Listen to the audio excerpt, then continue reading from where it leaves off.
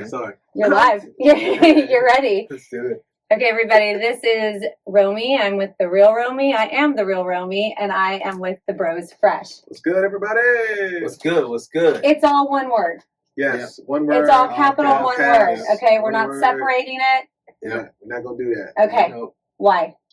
That's just, I mean, we're brand guys, I think, when it gets down to it, and I feel like it just sets itself in its own kind of pocket when you see it. All right, what the fuck is that? Let me read it. Yeah. Okay. It's easy to see, easy to read, much more identifiable. You know, when you look at it on the bill of like a festival, they have to put it in all caps, so it really stands out much more than, other, maybe mixed.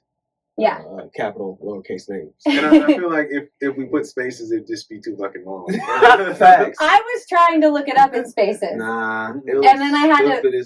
I hate when people just, they space it out, or when they do it like one word, but then they just do the capital T and then lowercase T, capital that's not B. how it's going down. Oh, I hate that. Okay, so it's the Thebrosfresh. Bros. There's two. Gotta There's add two. the S. The Thebrosfresh. That happened recently. What happened? Who did it? Major flyer. They forgot it? Major arena. Yeah, they spelled it wrong. They corrected it immediately, but Okay, dang. there's two. You guys will get it. Bros, There's two. Okay, there's two and there's twins. Yeah. Mm-hmm. Yeah. So I do this whole thing on identity. So I'm curious, being twins, what's the difference in your guys' identity? Well, we're just different people. Yeah. You know what I mean? Obviously, we're two individuals that get packaged together because we're born together. Yeah. You know what I mean? That's what I'm saying. Yeah, that's what I'm saying. You're going to be packaged very much together. I think we're fortunate enough. We never really dealt with like real identity kind of thing. Having to fight for yours? I'm going to get bleach my eyebrows. Yeah. Just to be different. No, God, no. We never really did that. Yeah. Yeah, I go along with him. It never was really that serious. We know we're two different people. Yeah. And I can't speak for all twins. I guess some twins might go through that form of identity crisis. Who am I? I mean, I'm sure every human goes through a form of identity crisis, learning who you are. It's no different when you're a twin. Yeah, that's good to know. I'm going to be curious because you guys do look alike. You're put together through everything. You're doing everything together, but you're not really fighting for your own identity in this. You guys know who you are. Yeah, man. It's not like, yeah, it's funny to me. I'm like, I don't see why somebody would be trying to do that. You know what I mean? Like, I love what we've built over the last few years. What we have is working so far. So we're just gonna keep doing what's working. We have no need to compete or to be worried about that what we was talking about. If you guys need to. Oh, so God, as two individuals with your own identity, and then your guys' brand, can I call it that, or your guys' your brand that you've put out there? How did that develop? Your identity that you guys have put out as like a brand. How you see it now? I mean, it's been curated over the course of a decade, I would say, and a network that's spread all over the world. From working with some of the biggest brands, from having close people on our network, working high places at some of the biggest brands, and looking inside the hood and understanding what it means to have a strong brand, to grow a strong brand, to build community. It's taken us over 10 years to get to this point, to where we are, but it's through that trial and error process we have a lot of there's been a lot of learning and a lot of understanding, and I think we have a great feel for how a good brand is built, hence where we are. We did a lot of fucking around, you know what I'm saying, a lot of digging, a lot of we just used to do like random shit, like hey, let's go to Portland, see if we can get on the Nike campus. And we know this guy, maybe we'll hit him up. And then, okay, well, maybe we should let's just go to LA just to like see what we can get into. And so we did a lot of exploring. Yeah. We did a lot of connecting and like network building and community building over the course of 10 years. And so the friends that we made 10 years ago who were like underlings, they're now in these positions that they kind of getting up there now. So like having those people, iron sharpens iron, you know what I'm saying? Like having these people that are like doing great things, and they respect us and our art and what we do, and that feels great. Yeah. It really helped to, one, frame our mindsets, to really go into this run that we're doing now super intentionally, and just do it. all those people in your guys' lives that you've been working with over the last decade, like, and I understand that, like, they help shape you guys too, right? And build you, like, all of you guys together. Yeah. These people in your lives. Yeah, when we were like 17, 18, 19, 21, 22, 23, we were doing things that other people our age weren't doing. Yeah. You know what I'm saying? So, like, it might have been different. It might have been kind of like, uncool or boring or whatever, but those were years of really hard discipline for us. You know what I mean? So that really helped to lay the foundation for what we're doing now, for sure. So did you guys know, I mean, at a young age, was this what you guys wanted to do? No. No? What'd you want to do? From a young age? Mm-hmm. Little boy. Architect, something like that. Never thought of this. No. I mean, we enjoyed music. Yeah. Don't get me wrong. And I think now, just thinking back, I think I enjoyed music more before I started playing music. Because, now once you start to understand how music works, and then like your mind is always just listening and analyzing it. So anyway, but I remember the days when it was just pure enjoyment. Just sit back and hear it. But no, we didn't have an idea to want to do anything in entertainment. It wasn't a passion to say, hey, one day we want to be on stage. There was anything like that. Yeah. It was just a simple yes of a question that was asked to us, and we said yes. We'll learn how to play guitar, and next thing you know, we're here today. Yeah. I think naturally we're kind of rather shy people. I feel like, you know what I mean? Like I remember being a kid. I used to like hide behind my mom's legs all the time. You know what I mean? Like, never thought being a musician was like, I never really wanted to do it. First of all, I didn't really understand what that meant. Yeah. I was like, oh yeah, it's cool. They got so-and-so, you watch them on TV. Oh, great. NSYNC's awesome. I love them. Like, but like, I never really wanted to. So who asked you guys to play the guitar? A family friend of ours. He just hit us up and was like, hey, we had gotten in some trouble at the time. And he was like, yeah, no, you got a lot of time on your hands. Like, you want to learn how to play? Yeah. And, simple yes or no questions could really change and transform your entire life. And so. That's huge. Yeah. So we just said, yeah. And then we just started the journey that, we're still on. Yes. Now, for sure. Yes. Mm-hmm. So somebody asking you guys, do you want to do this? Mm-hmm. You guys saying yes. Mm-hmm. And it just starts. Yeah. That's where it was. I read a little bit as I was doing my research that you guys played in the church, come from a faith background. Yeah. Can you tell me a little bit about that? What do you want to know? Are you still on that? I'd like to know if you're still on that journey. What do you want to know? I would like to know. Are you still on that journey? I mean, this is one of those topics that, we talk about. Yeah, this is one of those things. I gave you the opportunity to cancel this out. I thought about it a little bit. I was like, it is what it is. You can. I'm in a place of, discovery. I love the place that I'm in. Unpacking the things that I've learned over the course of over 30 years and identifying, okay, what really speaks to me, and living in the reality of what those principles are, That's good. Yeah, I feel like, without our like church background, it really wasn't it wasn't all bad, what I'm saying? A lot of it was good, you know what I mean? And I'm going to go back to spirituality. So without that being your guys' base or root, do you think that like that's played a big part of like who you guys are today, even if it's not something you're still? I mean, without it or with it being? With it being. So. Yeah, for sure. I wouldn't be the guy I am today. I wouldn't have the dog that I have in me today if it wasn't for that. You know what I'm saying? I wouldn't have the grit and determination and the mindset that it takes to be successful. Yeah, it was a lot of hard training, it was a lot of hard learning, it was a lot of, experiences and like getting over your feelings and still like being driven by purpose. Yes. Just learning that because you can't, really learn that from a book. You can't really learn, like some things are taught, but some things are caught. So like we had to catch a lot of things during that season and had to embody a lot of attributes that have attributed to where we are now. So, I wouldn't change it. Yeah. I wouldn't change it. Everything wasn't great, but a lot of things were good. You know what I mean? And like, church is an interesting. I mean, it taught us how to. I mean, honestly, taught us how to perform. Yeah. Taught us how to play. Because you were playing in the churches. Yeah, a lot. Driving on the road, doing all kind of stuff in those settings. So understanding people.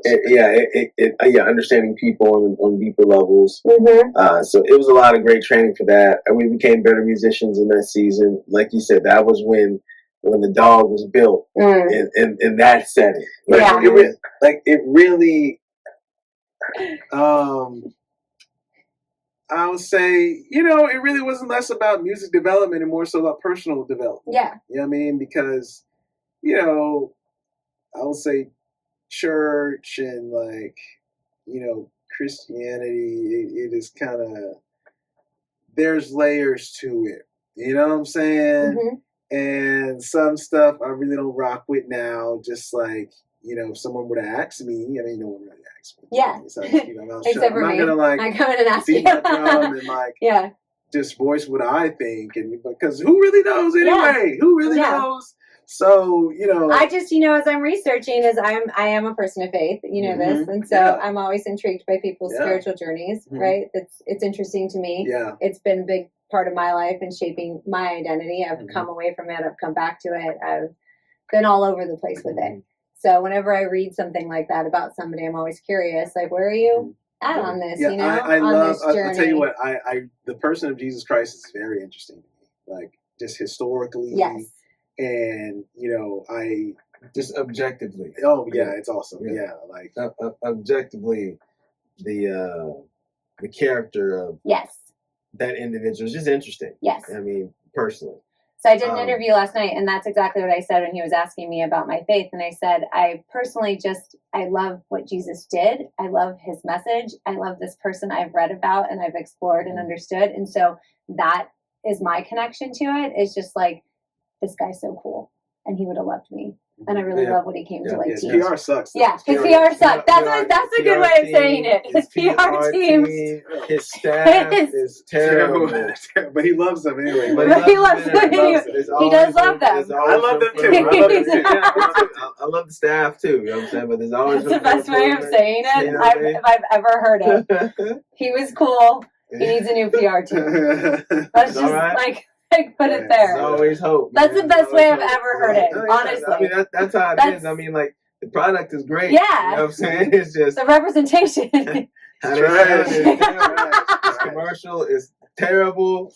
This, I'm just saying in general how they sell it. You know what I'm saying? Like, it don't look good, man. Don't look good. Don't look good.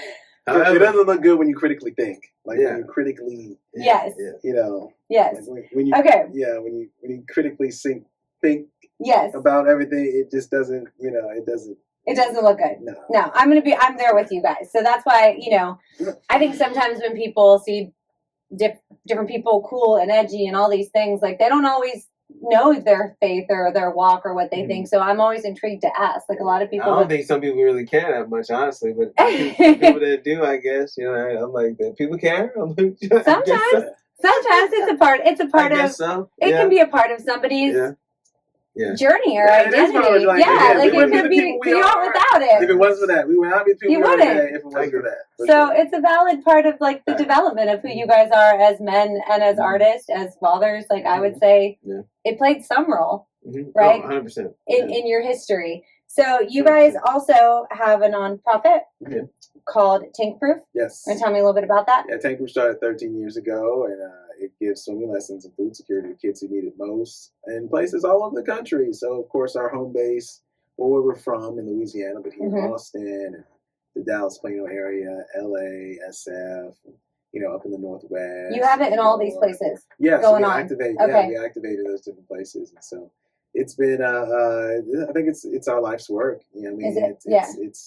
It's different than music because it's not entertainment. It's literally just serving people and giving kids life skills and families present sustenance. There's that is my church now. I feel there you go. Jesus is like clothe the naked. You're doing the work. Feed the hungry. Yeah. You know what I'm saying? Like, the stuff that actually moves the needle and affects real people, I'm with that 100%.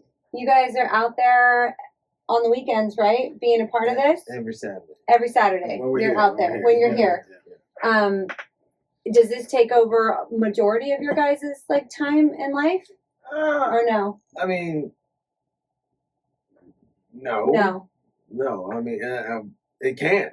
Yeah. You know what I mean, how we have it set up, and first of all, the Tank Proof, we have an amazing team of volunteers locally. We got amazing staff that is all over the country, really all over the world at this point. We got people all over. People. You can say whatever you want. Anyway. Yeah. How do people sign up to be a part of this or to help? Is there like a volunteer? You can go to tankproof.org. Okay. And but here in Austin, it's really chill. Yeah, it's really chill. You DM us. Sorry. You're with us still. Yeah. You can DM us. You can contact somebody that if you know is already involved with the organization, and just come and get involved. It's meant to be something that is a super low lift to your schedule, but a super high impact to the community that you serve. I love it. So when it only takes about an hour and a half, hour and 45 minutes tops, you did a lot of good to the east side of Austin, Texas. Yeah. I love that. I love that so much. I love that you guys have this. How do you do this as a balance? I know that you're a father. You're a father? Dog father. Then I'd ask you, like, what is the balance of all of this as well as raising kids?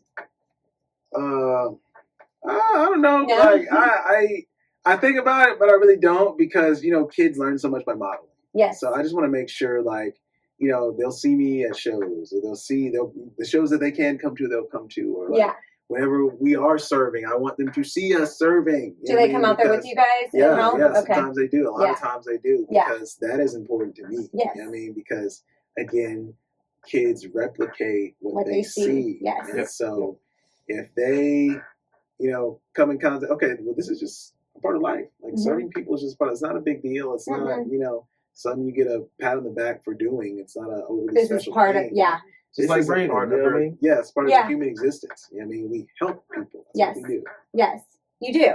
You do. And you're very open to it because even with this, for me, when I reached out to you and I was like, will you help me and support me? I'm starting this new project. You were so open to it. And not everyone's like that. I do want to say that. Like, not everybody is out to, like, help people that are trying to build something or so open or easy to talk to. And I think that's a really beautiful part I've experienced. When you're somebody that's been in a position and still in a position that need help, then you get it. Then you get it. Yeah. You don't have no problem with helping other people. You know what I mean? And that's something that we're gonna keep. Yeah. Because I'm too old to change at this point.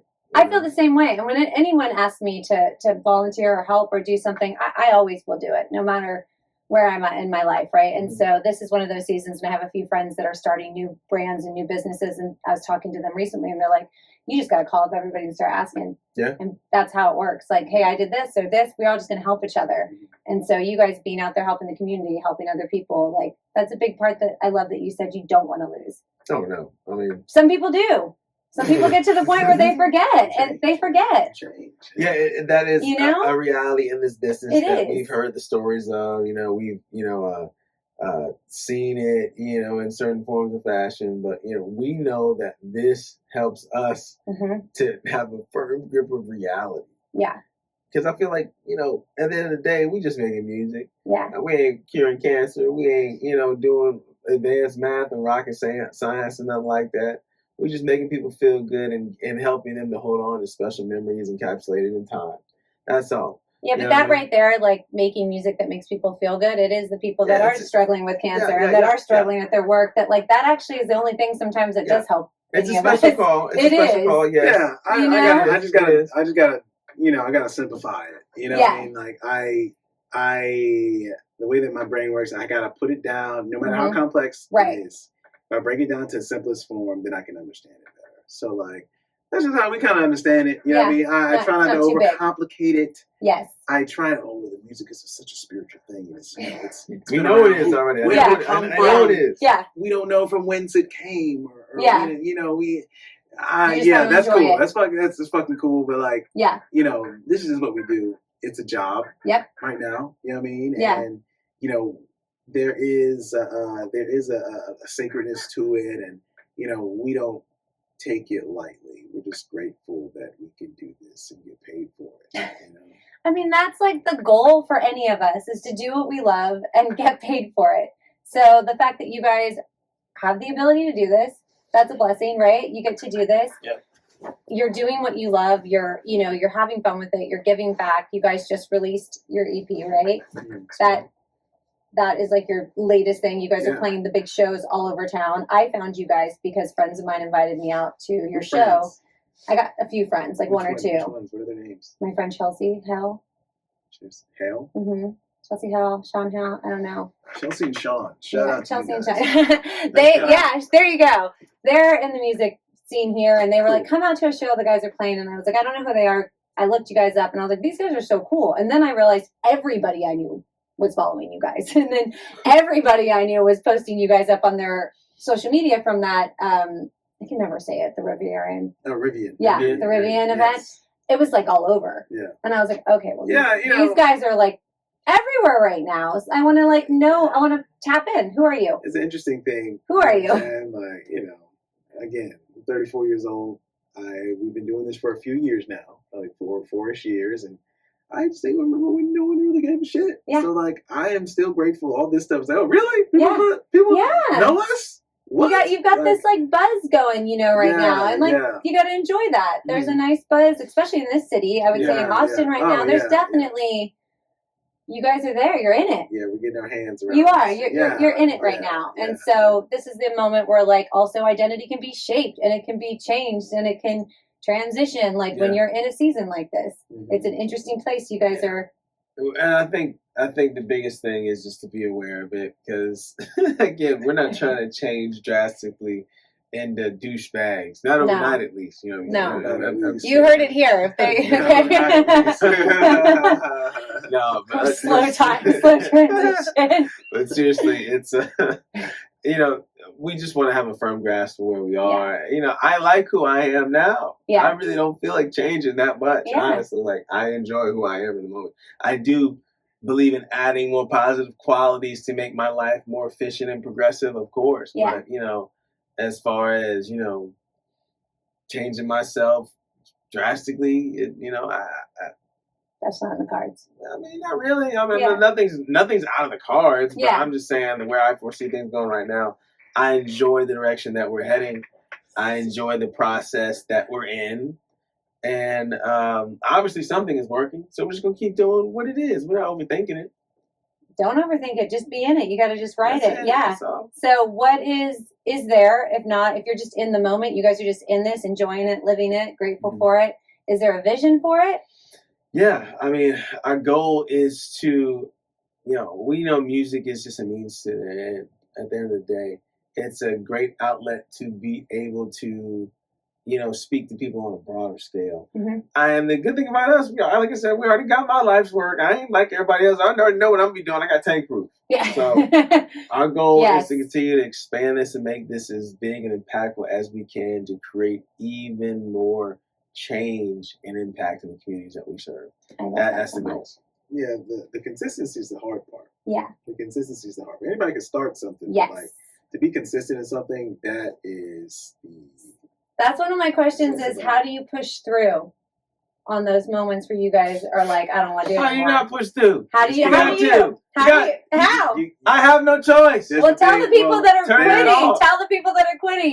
How do you push through? You gotta, was it? Louder. There's a few stages, I guess, in get to itness or even identity. It's like, I'd like to. I get to, which is great. Yes, that's what I'm saying. We have, I get to do this, and that's awesome, and that feels good, right? Yeah. But then there's another one when you attach I get to, I have to. Yeah. I have to. Okay. There. When you make your goals or your vision as essential as breathing, you have to breathe. That's how I feel. You have to breathe. Yeah. So it's whatever your mission is, whatever your thing is that you're trying to do, when you get it to that point, consistency is a lot easier because it's I have to do this. That's what it is.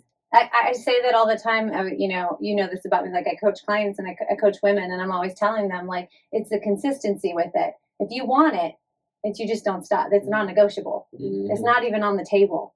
Yeah. It's not even there, and that's how you get. You make the decision, and that's it. What do I want to work out? Do I want no, you don't. It's not negotiable. Get the fuck up. That's where the results are, right? And I love that. But some people they hit those marks and they can't keep pushing, Yeah. And so which is understandable. Yeah. Life is hard. You know. Yeah, things happen. No one said it was gonna be easy. Yeah. No one said it's going to be easy. It's not. I think you just have to change, your expectation and expect Give yourself resistance grace sometimes. sometimes. Give yourself, like I said, give yourself grace. Like these things happen, bro. Like you can get stronger with a little resistance, baby. So we kind of welcome those things sometimes. We know it's not going to be no straight line. Yeah. That ain't no fun anyway. Yeah. It's kind of fun to go around the curves to see what's on the other side. You know what I'm saying? That's how you build yourself. Well, I mean, nobody wants to just get there. I tell people, like, how are you going to look back and be like, I got here and you didn't work for it? You didn't. How are you going to enjoy it? Like, you can't. It's the bitter and the sweet. You can't enjoy the sweet without the sour, right?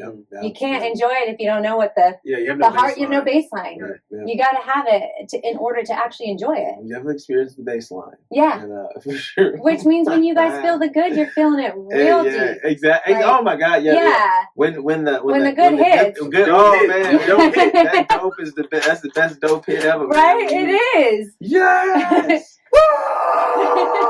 Yeah, because you know what it's like to be so low. You know what it's like to hit up high. So then dope hits. When the dope hits. Okay, so then I gotta ask this. I asked you this when I was talking to you. There is a whole cowboy culture happening right now. Yeah. Heavy. What's your thoughts on it? Yeah. Cowboy culture will be around as long as there is America, as long as there are bald eagles. Yeah. That's what you said. As long as there are bald eagles. As long as cowboy culture, but as long as there's America. Cowboy culture, it is American as the bald eagle. American as the flag. You know what I'm saying? Like, it just transcends time and it's timeless. You know what I mean? Like, you got space cowboys. Like, you know what I mean? Like, it is, you think it'll just kind of continue to, like, come again and kind of fade and come again? Like, it's just always there. It doesn't go anywhere. It really never goes anywhere. You don't feel like the city's a little bit more cowboy? Maybe a little bit more. I feel like I get what she's saying. You know what I'm saying? It's a little bit more cowboy right now. It is like for example, like a lot of the brands that are that people wear, especially Western brands, they've been around for ages. Wrangler's real big right now. Yeah, but now, they are having a moment. It's crossing over to popular culture a little more. Just really because country is a big genre. Country's popular. It's insane. Like, country is popular music at the moment. It is. It's like the 90s kind of, right? Yeah. Yes, that's what it But do I feel like, okay, well, what's going to happen on the other side? And I'm like, I mean, from where I've seen the look, dressed up, and it depends on the context and how you're presenting it. Because again, it's been around. I've seen people wearing this forever. This is the fucking 40s. You know what I'm saying? Like, it's just having a moment. Yeah, it's just having a moment. So it's like, for us, we didn't really start doing it. We kind of started doing it a little bit before the wave began, if that makes sense. That's what you were saying. You're like, we got the receipts.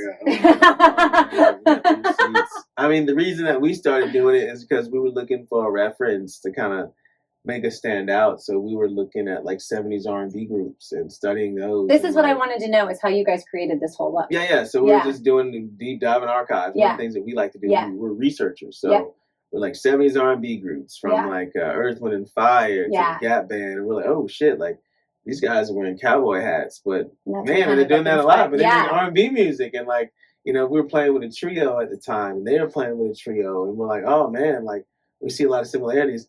Let's see if we can replicate this. And so we, kind of came here and almost kind of manifested Boots. Allen's Boots hit us up and they're like, hey, would you guys want some free boots? And our dear friend Teresa Fogley, shout out, hit us up and said, hey, would you guys want some hats? And once we put that on, people started losing their minds. And it's like what is it, the Cinderella slipper, right? You guys put that hat on and it was like magic.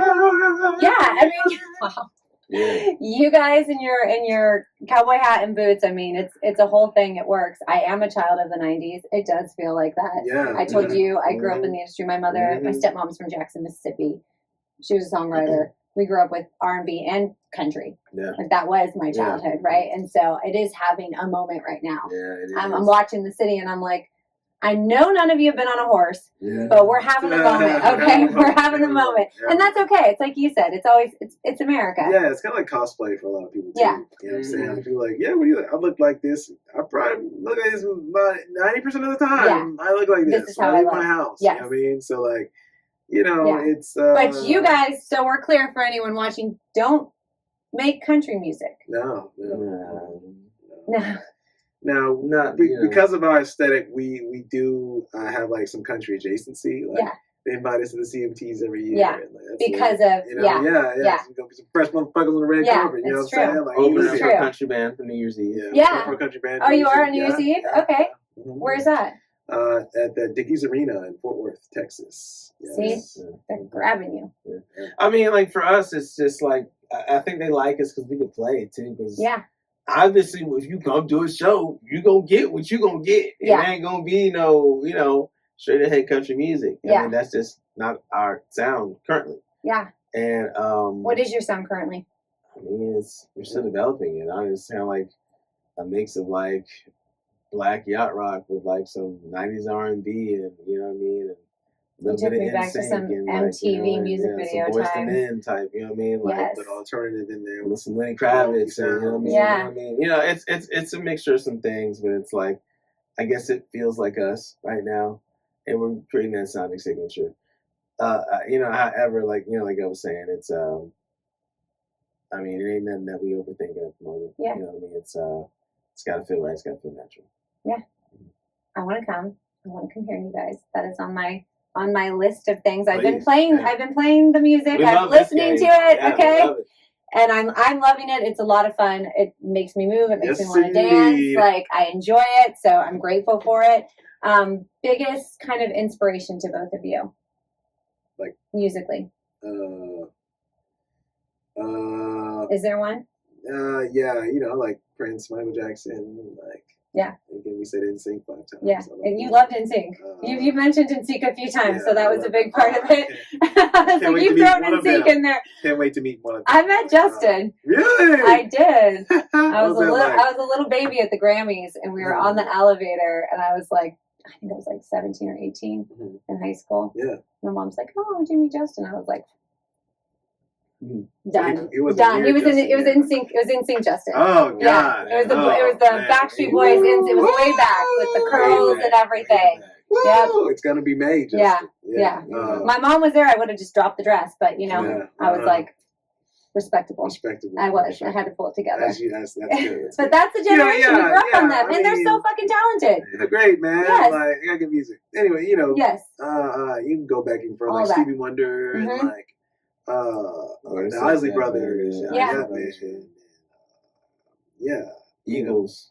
Oh yeah. I love Eagles. Yeah, great. Police. The Police. Yes. Yeah. So it's a lot. It's a mix of a lot. Yeah. A lot of everything. I love it. All right, then I'm going to just finish this up with you guys, and I'm going to ask you both a question that I ask everyone. First of all, thank you for taking the time to do this, talking about who you are, your identity, helping somebody like me creating a channel like this and having conversations like this. I appreciate it. Thank you. Oh, you're welcome. What does the happiest day of your life look like? Like a happy day? Your happiest day. Wait, so like the happiest day? What would it look like? What does a happy day look like? The happiest day, if you could envision it, what would it look like to you? What would it look like? You're gonna manifest it. You're gonna see it. What's that day look like? I'm doing something great with my family. You know, my mom's in town, and you know we're eating a great meal. And next, I get an email that we just closed a deal for $85 million. Something like that. Yes! Yes! That's a good day. Yeah. That's a good day. Family, and get a notification from my man, we just sunk the biggest deal we've ever sank, and we rich forever. Hallelujah. There you go. There it is. What's going to happen? Oh, yeah. Hell yes. So that day's coming. Oh, man. You're just painting the picture. You're visualizing it. Yeah. And it's on its way. What are we going to do? What does that feel like? Full blackout. We lose you guys. All right. Well, thank you guys so much for doing this and taking time. I know you guys are busy and tired. Oh, man.